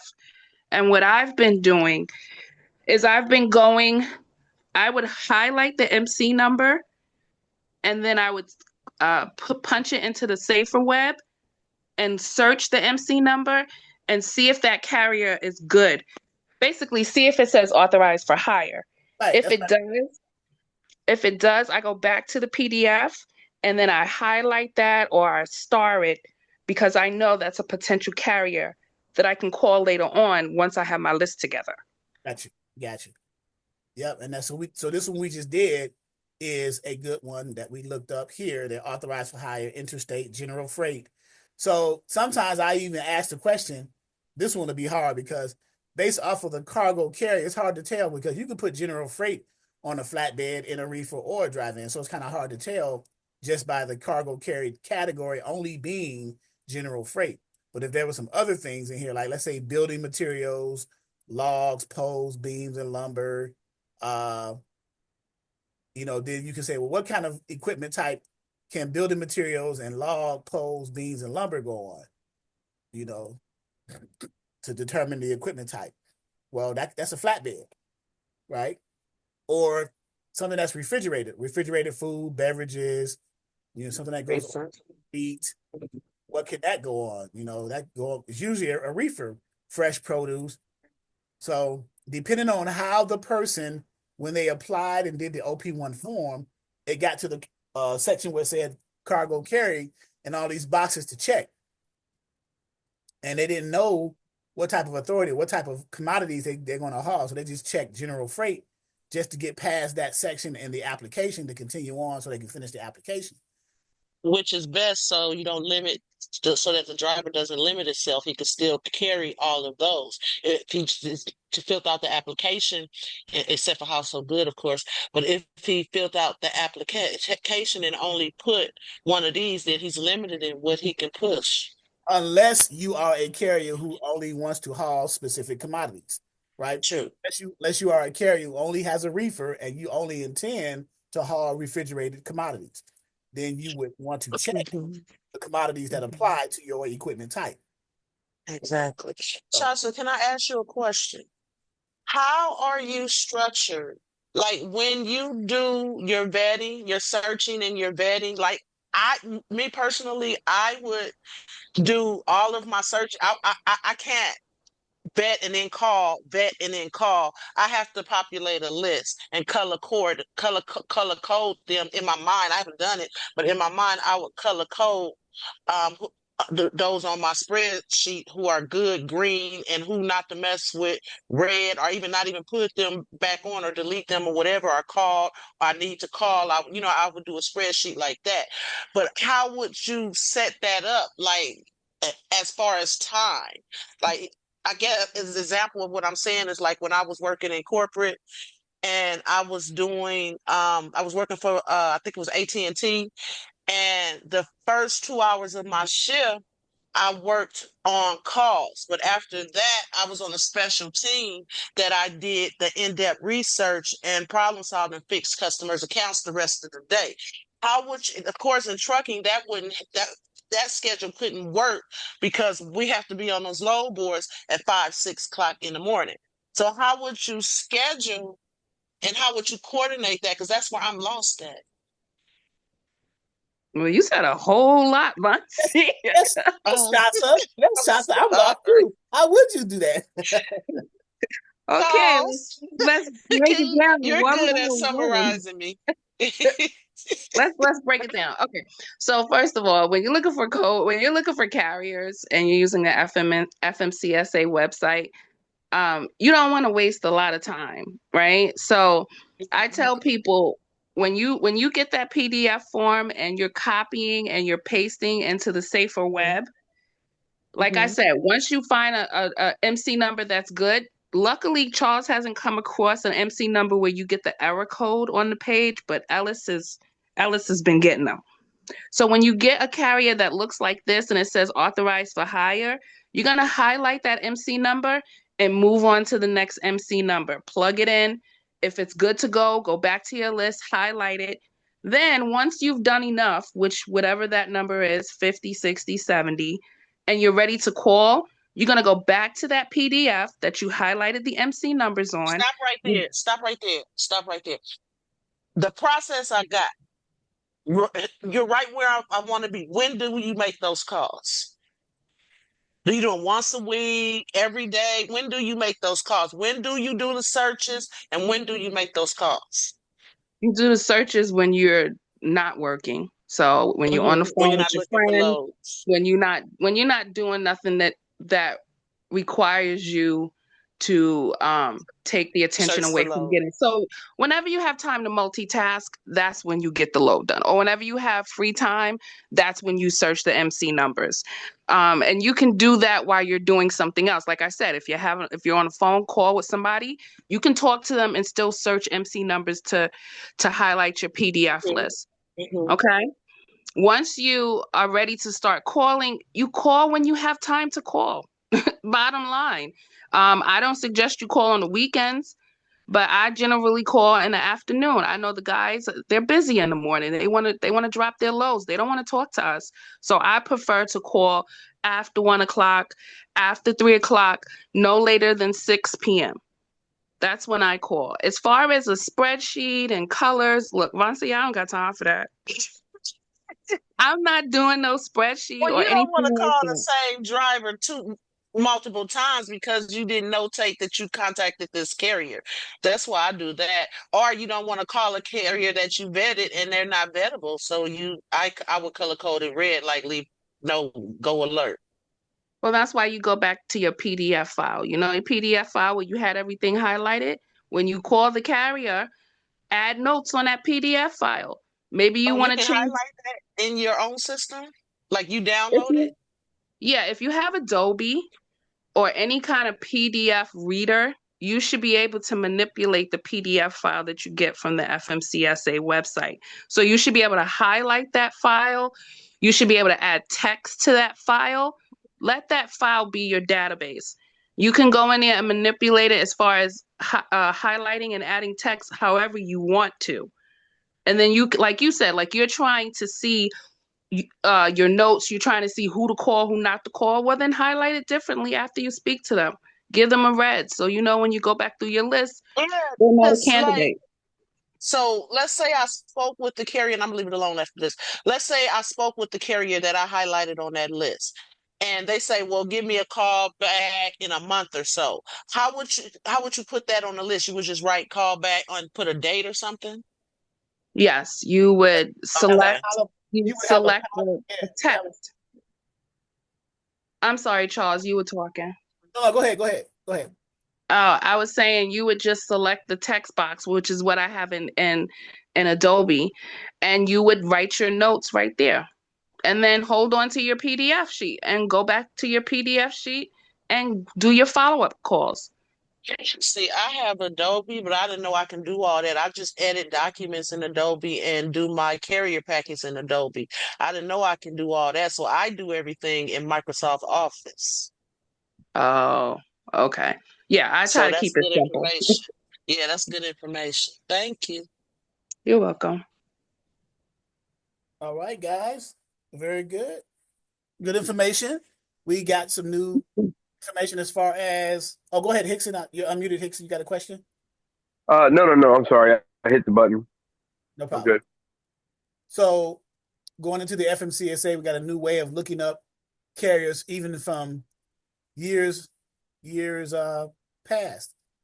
So, as opposed to the current year, we can go back as far as. So it looks like it's going back as far as 3 years ago, because it went down as far as 2022, and we can search 2023, 2024, 2022. And so if you go by and search the oldest instead of the latest years that they applied or filed to their authority, then it stands to reason that they either got it, it's active, or they're not. But that's 3 years ago. It stands to reason that something happened, that they got it. So as opposed to going through the register, the conventional way through the current safer to get just a 2 week increment, we can go back 2 years or 3 years and see if we got some carriers that we can potentially cold call. Now, these are just for carriers to cold call that are either active or that are filed to become active to be new motor carriers, authorized motor carriers. So, but in either case, that is a good thing for you guys to do, other than going to a truck stop again, other than doing social media, the LinkedIn's, the Facebook groups, the even chat GPTs, the Instagrams, and the X, or formerly known as Twitter, ways to do it as well. So let's see. Anything else? Chelsea, you got anything else to add? Go So ahead. yeah, I do. So one of the things that I started doing, and I think that the people who did it with me benefited from it, was I started to create a business card so that when we're doing cold calling, and we say to the driver, well, can I, excuse me, well, can I send you, some information, or however you want to word that, you actually are sending them your business card. You're Is, texting is them it your an, business card. is it an e-card? So it's not an e-card. I made it on Canva. I encourage everyone to go and get a free Canva account, and select the business card template. Yep, canva.com. I actually have a Canva account. Nah. So, Yeah, I do And too. so I yeah, have the premium. I know you do. yeah. I gotta remember my login, but yes. Oh, there it is. It keeps it. I forget I'm in Chrome. So yes, we have Canva, and you can set up Okay. things here, cookies, keep the cookies. So, yeah. And Okay. Yep. So when you get there, you select, you see how it has docs, whiteboard, presentation, social media. Usually there's a more icon there. You would click the more icon and then scroll down to office and business, and you would scroll over and select business card, which I think is like 3.5 by 2 or some crazy measurement. But anyway, You would select a business card. It'll give you templates, and I strongly encourage everyone to create a business card. And it's weird, Charles, because when we did the cold calling on Friday, I didn't feel anxious. I didn't feel anxious when I was on the calls with the drivers. And I think it's just because, you know what? I was like, yeah, I got a business card to send them when we hang up. So I'm fine with that. And then I can look in my phone and see all the people that I sent business cards to, and I can follow up with them that way.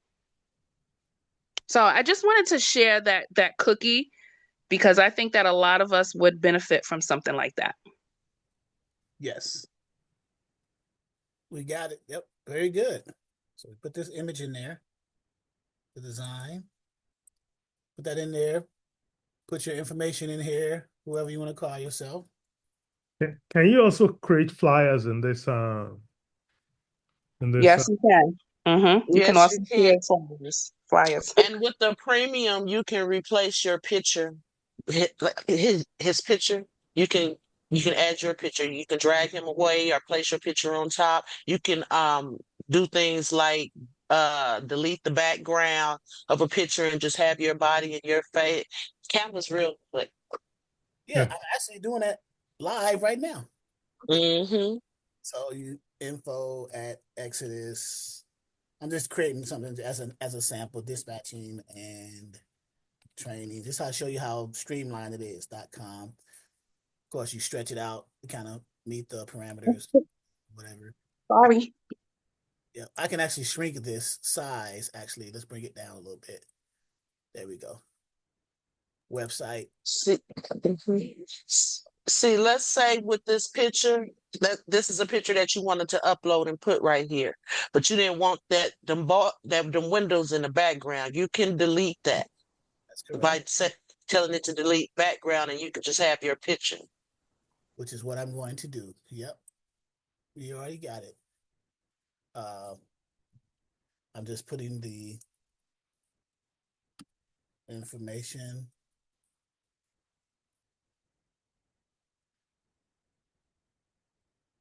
So this is a bit. Hey, I'm about to create me a business card. Thanks, Chasa, for the great idea. And let me highlight this and upload. Oh, here we go, right here. Boom. And replace it. There you go. See how easy that was? So, Charles, delete your background right quick. Let me show them what I'm talking about. there you go. No, the background in your picture. Oh. I don't want to. But I want them, they might want to. I don't think I can on this one because this is an image that, yeah, unless you mean my background is that the wall behind me in my picture has, or Yes. I don't know how to do that part, but you have to tell me. Walk me through that. Okay, let me see. Because all these here, delete. If I delete, I'm gonna delete the whole picture because it's an image. So I don't know if I can delete the background within the image. I'm not sure if I can. Yeah, you can. You can. I know I can. I've done it. Okay. I'm just trying to remember how to do it. So here's a business card, and then Edit. You hit edit. Hit edit. okay, so highlight. Hit edit. And then hit edit. I hit edit. I think so. BG remover, not edit. Hit BG remover right next to edit. There you go. And See? all right. So now I There got you go. that is ugly. Ugh. I know, but some people sometimes it's good. Like all those my tax Guess what I flyers did? that I did. That's what I did on them, and they, depends on what picture you use. I'm gonna hit Control Z or the undo button for the last command that I did and bring it back. Mm-hmm. So if you do that, you say, "Man, I didn't mean to do that." You can always undo the most recent task that you did. Go ahead, Chasa. Can I screen share my card that I made? Yes, let me My business card. Yeah, I don't know if I'll be able to do it because mine's is kind of like yours, and Go ahead. but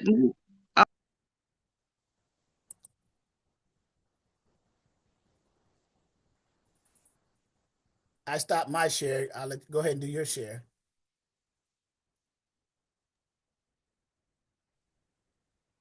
I can't. Oh, okay, let me do all participants. Try it now. Okay, hold on. I think you have to enable her to share. I did. Yeah, he said he. Multiple people can share simultaneously. Advanced settings. Multiple people share simultaneously. And who can share? All participants who can start sharing. So you should be able to do it. And it's not. I don't know. I'll play with it. I'll get back to you. It's not letting me do it right now. Okay, no problem. No worries. Okay. All right. Email it to Charles. Oh, I could do that.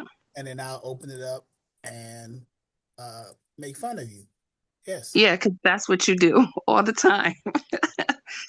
But Charles, so thank you for thanking me for this idea. I think that everybody is going to benefit from it. Vancia, you already have a business card? Yes, I do. I don't have one on Canva, but yes, I do. Okay. So Okay. here's so in Canva, you can probably print with Canva. You can print like on cardstock paper, print it in, just different ways to print it out. Or you Well, I can, bet you I won't be ordering no more. or you can be, you can do it. You can send it as an image, attach it to a uh, email to send to the carrier. So yeah. I'll be ordering my cards through Vistaprint. I could save that little $25. All I have to do is upload it on here and print it out on card paper. Yeah. So just So like I offer web design assistance, I may introduce Canva as a service as well because I'm I don't want to say I'm more versed. I'm more versed in Wix than I am in Canva, but I know how to navigate around Canva. Obviously, because I do a lot of creation in Canva for the Exodus Learning Center, as you can see all the images and stuff we've been doing. So in the files, we That would be good because when I first started Canva, I had no idea. And that was just this year. I had no idea how to do anything. I actually had to buy Canva books online with Etsy and stuff like that in order to learn how to do. They have tutorials, but they're not really tutorials. They're just talking and running through real fast. yeah. So I put this card up. I'd rather have my wife in the forefront than me, so I put that picture up better. I like that. So, all right, Charles, I sent it. I emailed it to you. okay, yeah. Mine is more simple. All right, so let me open that up. And while I'm doing that, does anyone have a question, comments? So we want to make sure everybody's Shasta sent me her business card, which is really, really nice, yesterday, via text. So what did you do? Just attach it, Shasta, when you sent it to me? Yeah, You that's just all can't. I did. I just inserted it as a text. I just downloaded it from Canva on my phone, and then Okay. once I downloaded it on my phone from Canva, I just sent it as an attachment when I'm on the phone with a driver. So what email did you send it to? Exodus? Thank you. Hold on, I'll check. You're welcome. exoduslogisticsllc@yahoo.com. That's the one I have open now. I don't know who I sent it to. Uh-oh. Because I'm just looking at my sent and it's not there. Somebody got it. Is it in your drafts? Possibly.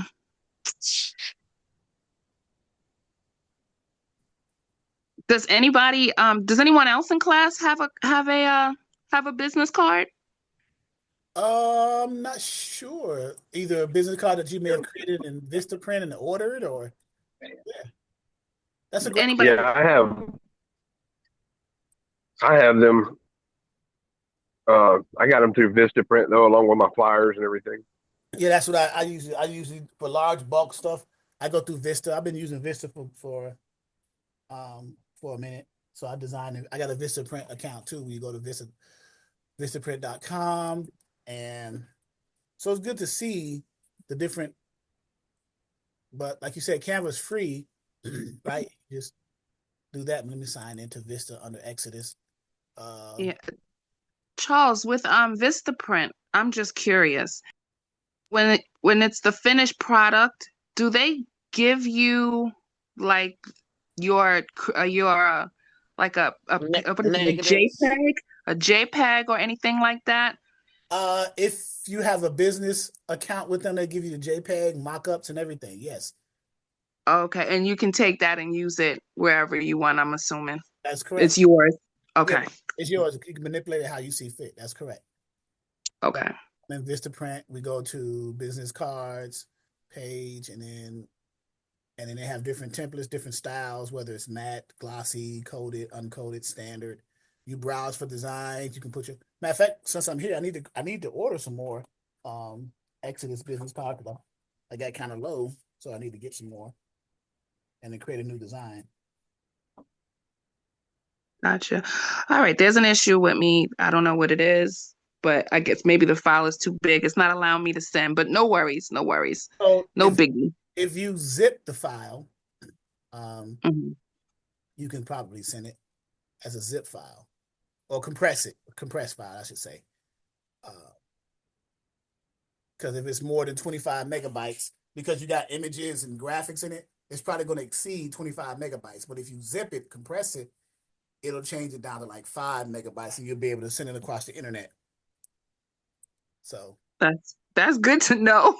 yeah, just I mean, I'm I've- an IT specialist a little bit, so but I did text it to you. you texted to me.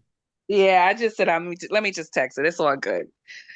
But the Vistaprint, I didn't think about the Vistaprint because Vistaprint was around before Canva, right? So a lot of us used Vistaprint at some point in time.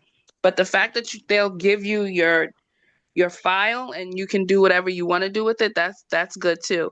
Right? And It's like it's like IP. It's like your intellectual property. So it's yours. You own it. So you Chaucer, did you want me to email? Because I was able to share it via email. Did you want me to email your business card to Charles, or you're just going to try to send it to him in a different way? you can email it. I thank you. Thank you, Kim. I Okay, appreciate that. no problem. Let me see. I'm I was just doing that here. I'm emailing it to myself because I just got it and then saved it as an Oh, image okay. on my phone, and I'm going to attach it to the email now as we're speaking, and then send it to myself, which it did. So I want to send, and the message has no subject. Send anyway. Yes, I want to send message sent.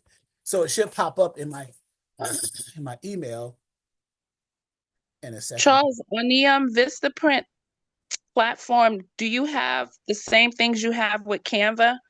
Like, do you have all the No, different? Canva offers better features than Okay. it does. So can you guys see the screen? Chaucer's card. That's Yes. nice. Oh my God, this thing is ugly. Ugh. You are not a story. Look, No, but it's like simple. That's the point that I was trying to make. You don't have you to got your be. colors. Yes, the color It's scheme. I like simple. the color scheme. It follows the same legacy. You must like purple as a color, apparently. So, Yeah, purple's my favorite color, actually. well, Purple and green. Those are green my is two. mine. Green is mine. Money, particularly money green, is my favorite color. But yeah. But yeah, this is good. Accepting fleet and owner operators. Name, Chaucer, number, YouTube at Legacy, Chaucer at legacydispatcher.net. Negotiate routes, route planning, 24/7 dispatch support, factoring and invoice support, customer satisfaction guarantee 100%. Legacy dispatchers, nice, just simple to the point, right? That's what I was thinking because I'm not an artist. Canva, you can dress it up like the way you had it, or Bonsia, what she was suggesting. But if you like things simple and you're not, tech savvy, keep it simple. Yes, So that's what I was trying to get everybody to see. and that's a good, yeah. Start off simple. You can always scale up later on as you build your clientele up and then grow your business. But yes, See, like right here, I wouldn't know how to add my colors and stuff. I haven't learned that. That's why I said your class would be good. I don't know how she did that. Yeah, Well, I know. Well, and go ahead. I'm sorry. this was created in Canva, correct? Yeah. Mhm. Mm-hmm. It was created in Canva. I saw a template that I liked. And then, in Canva, each design sometimes is its own entity. That's So correct. you can click on the design and you can change the colors without changing Okay. everything on the whole entire card. I think I remember some. Okay. Yep. You mean what they call them, targets, or what they call them? The technical name is elements. Object. Yeah, elements. That's it, elements. So yeah, very good though. This is good. So we got Vistaprint, we got Canva, uh, for business card designs. Now, what about e-cards, where you can create it and save it to your phone and then just text your e-cards? You could actually convert these to e-cards and then text them to the matter of fact, that might be a good idea. Convert your images to e-cards and then do a text blast to potential carriers you want to communicate with. You And can show us how to do that, Charles? That'll be Can you show us? that's That easy. sounds great. Well, that's easy. But you would have to go through another program, wouldn't you? Well, you would need a text blasting software Yeah. like Text Magic or Text Line. Let me show you what that is real quick because I have an account for those. So, They're free? one I forget which one it is, but let me let's see. Because there's another one that's free for the first 500 contacts. I forget the name of it. In the wrong Because system. we want to streamline our processes, right? So Text Magic and Text Line. So Text Magic and Simple Texting, Text Alternative, uh, Simple Texting. They're trying to compare the two, but let's go to Text Magic. Mass texting made simple. SMS marketing for businesses. What you do is you import a bunch of phone numbers into the software. First of all, you put your design in and what you want a person to see when they receive a text message from you. The images, in this case, are e-cards or our image card that we created. And then let me copy this link and put it MailChimp, that's what it is. so that's email. That's email blast, not text. Oh, Yeah, those you got Constant Contact and MailChimp. Those are the two popular email blast softwares. Text Magic and Text Line are the two popular text SMS softwares. So Text Line is also another one. Text Line app. That's another one. So we got a plethora of information. Here's another secure business SMS texting. So we got a plethora of information. So try it for free. You can try the trial. So I'm gonna copy and paste that as well. And then you can watch the tutorials on how to use them. But for the sake of here we go. Argument, view pricing, start your free trial, business text messaging service for marketing and communication. So whereby you can, and it shows you how it's done. You put your message in there or image or anything you want to put in there, and then you import, I think via CSV or a comma separated value or a spreadsheet, in other words, or XSLX, which is also an Excel spreadsheet, two different styles. Comma separated value, the columns are separated by the commas. So you import the phone numbers into there, and it's limited by the number of phone numbers, maybe 50, 100 numbers, whatever. You import it into the software. You already got your image in there. You hit send, and it's going to hit all those numbers, whether they're active or not. Well, if they're inactive, it'll bounce back saying that this number is no longer available, blah, blah, blah, whatever. And it'll send out that one card to all 50 or 100 or however many you sent out at that one time. So now, question. Yes. You think this is an effective method or Well, yes, it is, because you're touching irritable? No, you're touching multiple carriers at one time with the same e-card, right? Well, I guess Mhm. it could be irritable in the sense if you're the person on the receiving end, but you're the person on the sending end. Just like you get calls from spammer, well, not spammers, but from businesses Mhm. soliciting your service. They're doing the same thing. They're sending out mass emails or mass phone calls through a call queue, like a call center calling you, and Mhm. you know. But if you show them your card and it gets their attention, you know, then it's like, wow. So you wow them with your card. Where's my email at? There it is. No, where's my email? Did I delete my email or removed it? I guess I did. But anyway, let's go back into Yahoo. So that's another option for acquiring um, the, there we go, the carriers through text blast. Okay, so just options: email blast, text blast. You can do an email blast with Constant Contact or Mailchimp and put in the body of the email this image, the card. They may not want to get, so you don't have to bug them with a phone call, but you can send an email.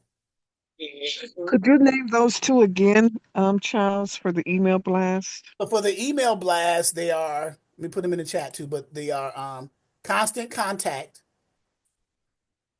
right? And Mailchimp. So Constant Contact, Mailchimp is one word, Mailchimp, right? Those are the two. That's email. And then for texting, it's Text Magic and Text. And there are other ones, but these are the ones that I've seen that be effective. Text Line. So, and then I have an account with MailChimp, not Con. So Constant Contact is more business corporate level type of email blast. MailChimp is more on the personal side. So I would use MailChimp because you are personally sending another email to another person, even though it's business related, but it allows you more personable, which is what you're trying to do. You're trying to become personable with the carrier in order to get their business. So I would lean more towards as far as the email side, the MailChimp one as opposed to Constant Contact. Just some advice, you know. So do your research. Do your research. I would say do your research. Look up the questions. Look up the information about it. Go ahead, Chasa. The site you just showed us, is that the site that you said would convert the business card to an e-card or something like that, I think you mentioned? Um, no, I haven't been to the e-card site yet. If Okay. if you want to make an e-card, let's do that. Uh, and see if you notice, I'm doing it for simplicity's sakes. But if you notice, every time I open up a new tab, where do I go to first? I go to Google, right? E-cards free, right? And then you go to the e-cards, free e-cards available. With the e-cards, what they're going to do is they're going to give you a template. You can upload or upload into the e-card software your design from Canva, and then create your e-card design, save it, and then they'll send it to you in your email, and then you can start forwarding your emails to the carrier's email in a email blast like MailChimp or Constant Contact, right? So you just got to understand how to navigate the services and use them properly. You see what I'm saying? I heard somebody say, That was me because, like, as a dispatcher, if you don't have enough drivers, you have a lot of free time. So these things that we learned today is helpful, very helpful. Yeah, you want to be able to at some point you want to, if you are going to continue as a dispatch service and grow your business over time, then you want to see what services that you can use to streamline that and make it less the less effort the better. You let the software do the work for you. Yeah, because when I start, my goal is to when I start well, to open, when I start my brokerage, I still want my dispatch department open, but I'm looking to hire dispatchers once I get there. For your brokerage. That is correct. Once I start running my brokerage full time and I can afford as a company to pay somebody, um, because here in Louisiana, and then that'll open a lot of other doors as well as grants and stuff for me. As a dispatch company with employees here in Louisiana, because I'm not in Texas. And so my goal is to provide jobs for ex-felons, female ex-felons, well, ex-felons, period. So get your government, register with the government, sam.gov, if you're not already are. I have a Sam's account. So you have a UEI and a cage code. Yes. Do you have a But I just didn't, because when I went on a small business website, it's just so much. I didn't even know where to start. Do you have I don't even know what.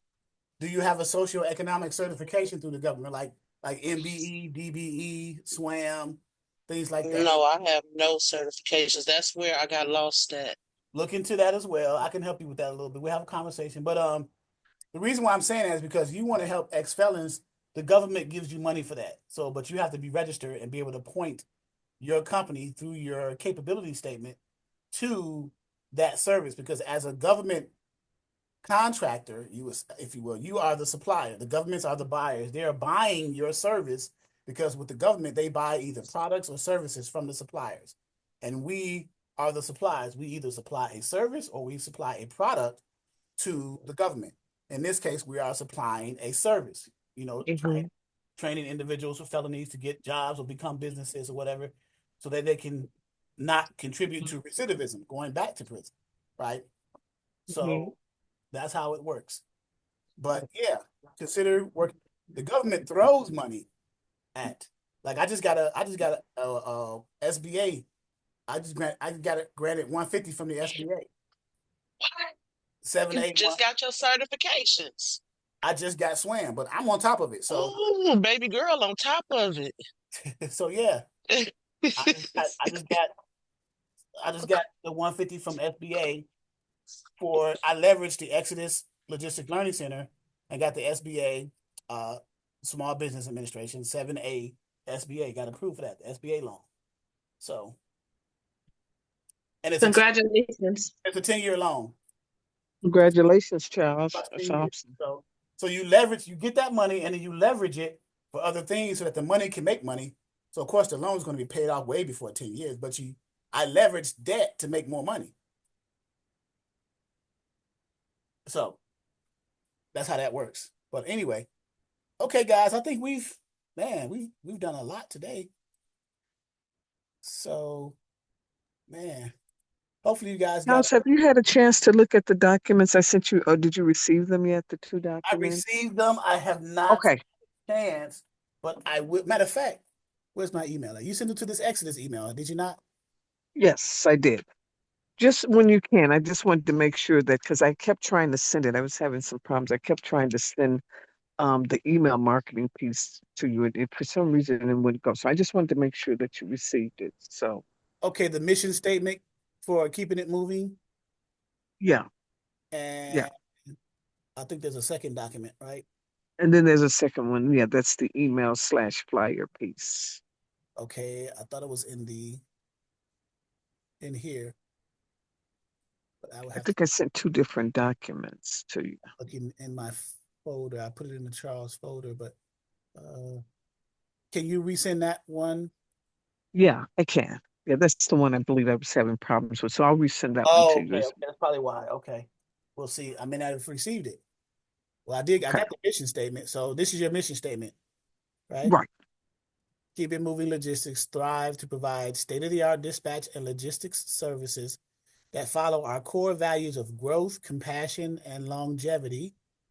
Providing top-notch dispatching services to our business partners is our first priority across the globe. KIM, which is Keep It Moving, that's an acronym for Keep It Moving Logistics, LLC. not only will provide you with great communication, but an unforgettable business relationship that portrays a win-win situation for all parties involved. When you choose to become our business partner, our focus is to build relationships of longevity and a feeling of family for years to come. What do you guys think of that mission statement? Isn't it rather too long, or what do you think? And why would you say that? It covers a lot. Covers a lot, but I think it might be too long. Okay, okay. And also, it's a very good start, but you want to probably mention increased revenue or somewhere in there for the carriers Okay. or companies that you work with. So, Ms. Kim, do you welcome constructive criticism? Yeah, that's fine. Okay. That's fine. So what, anybody else have any comments about it? It's very good. Yeah, I like the verbiage, but yeah, the condensing it a little bit because you don't want to have redundant sentences. So if you can make the point in two sentences and then mention what Vancia said as far as the revenue, how much money, because that's what they want to hear. But actually it's a mission statement as it pertains to your company and not necessarily for the carrier. Okay, here is where ChatGPT will come in at. I would copy this into ChatGPT and ask him to reword it and make it shorter to include increased revenue somewhere in there. That's where this is what ChatGPT comes in at. Okay, I'm glad you said that, Vancia. I'm going to do that literally right now. Let me, first of all, log out of Canva. Where's my log out thing at? Sign out. Okay, here it is. All right. And man, this is a learning experience today. What in the world? Chat GPT. All right. And just ask him to reword that into like even if you was doing it for social media or anything, I would say for Facebook or for Instagram. But I would say reword this statement and include increasing carriers' revenue, help with increasing carriers' revenue or something like that. And watch what happens. Yeah, I just did. I said, please reword the following. And I pasted that. So they said, sure, here's a revised version of your message with a more polished and professional tone. So here it is, real quick here. Keeping it moving. Logistics LLC is committed to delivering cutting-edge dispatch and logistics solutions guided by our core values: growth, compassion, and longevity. Our top priority is to provide exceptional dispatch services to our business partners around the world. At Kim Logistics, Kim is just short for keeping it moving for you guys, just wondering. Kim Logistics LLC, at Kim Logistics LLC, we pride ourselves not only on clear and effective communication, but also on creating lasting, mutually beneficial partnerships. When you choose to work with us, you're not just gaining a logistics provider, you're joining a family dedicated to building long-term relationships and shared success. That's nice. I like that. That's awesome. Yeah. Yeah. Thank you. Let me copy this and compose an email reply to your email and send that to you as a mission statement to see. So let me reply, and here you go. Go down, paste, and there you go. Let me fold that, cover that. Here you go. There you go. And then hit send. And here it comes. So quick and painless, right? All right. That's awesome. Thank you for the. And what's your name? I'm sorry. I just it says on point. On point. Yeah, I'm Vancia. Nice to meet you. Okay, nice to meet you virtually as well. And thank you all for everything. I appreciate that. That sounds very professional.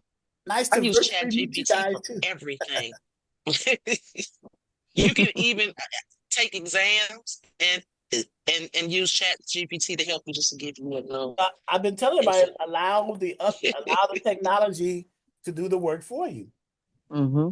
Yeah. Just an FYI, people are now failing exams because of ChatGPT, because True, because it's not good at math. So now you have to redo the math. No, I think the schools are now tracking people using it, and they have a way of finding out. So yeah. Students, getting kicked out of school, failing because they're using ChatGPT.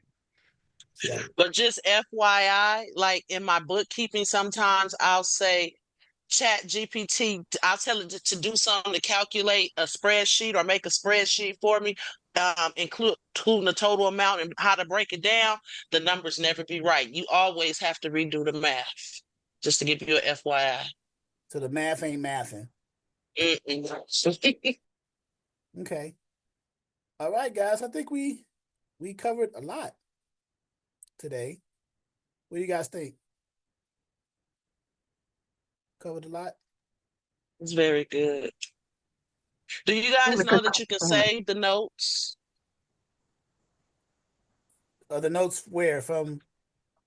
From the chat notes. You can save the chat notes in case you didn't get those links and stuff. You can save them Yeah, and Yeah, go back to them. if you're yeah. logged into your account, you can Yeah, say. you would hit the three dots next at in the notes you would hit the three dots and then hit save. And then allow Wait. save it to a location. You know, typically on your Mm-hmm. desktop. Jocelyn, you had your hand raised? Yes, Charles, I just wanted to let you know that your two students, Chasa and Vancia, have been networking together. And No. and No. yeah, we have. And I am going to be dropping a video on my YouTube channel, interviewing Vancia on box trucks. So just the FYI. Thank you. That's awesome. On box You trucks? said I said she said the forbidden word. That's why he's quiet. No. Because I'm looking at I got a partner here in this area that has some contracts for box trucks that we're looking to. As a matter of fact, we're having a meeting tomorrow, and we are thinking about putting something together for box trucks with contracts with like different companies locally. So we are, yeah.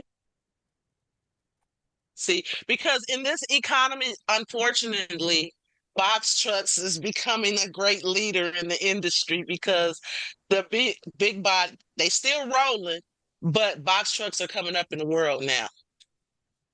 Okay, so I yes. totally disagree with that. Vancia, I totally disagree with that one. But what you see as dispatchers is whenever you're out there looking for a carrier, 9 times out of 10, that first person to respond to you is going to be a box A truck driver. box truck. Yeah. It is what it is, although we are taught to dispatch for the three major equipments, the dry van, the flatbed, and the reefer. You can't help but be curious about box trucks because those are the carriers or those are the truck drivers that are reaching out to us and kind of like pulling on our coattail. So I get what Vancia is saying. That's probably why Charles was quiet because Charles does not promote as a dispatcher starting out to deal with box trucks.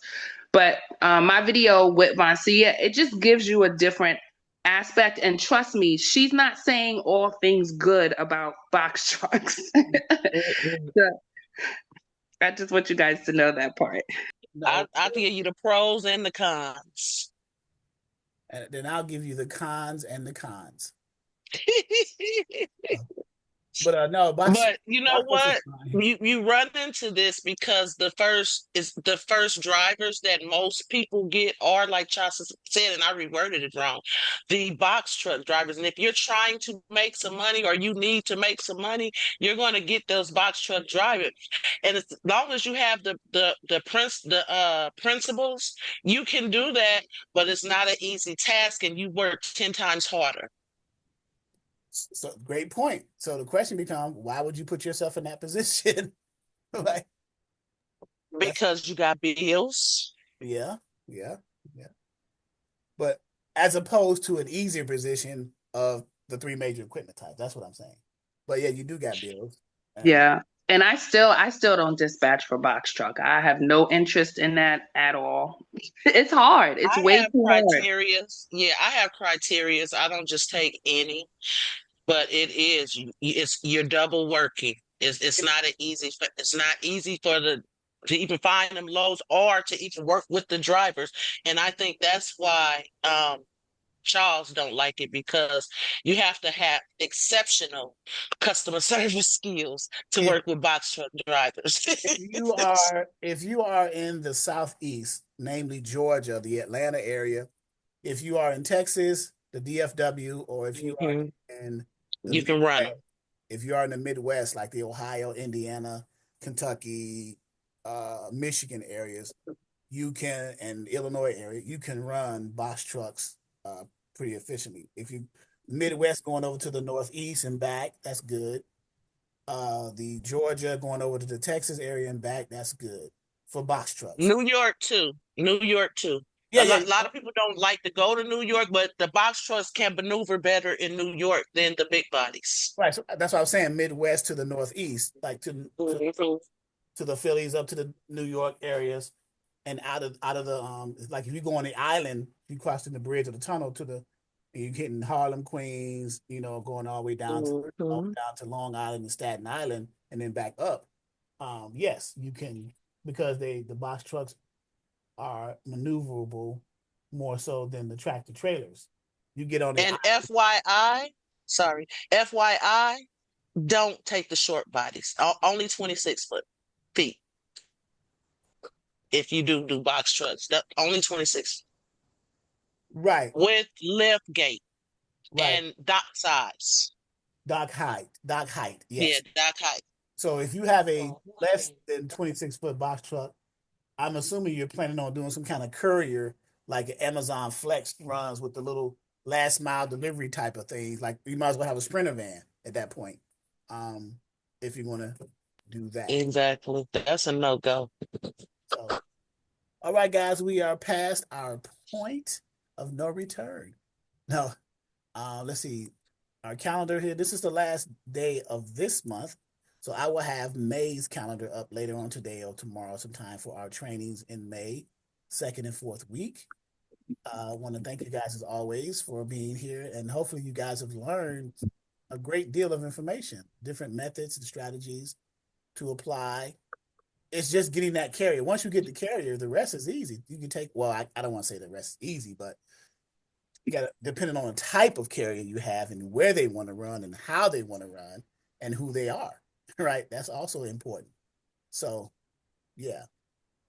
Okay. So I'll stop the share here, but thank you again. Have a great weekend, guys. Be safe out here. Chasatel, Derek. Thank you. Thank you. Bye, guys.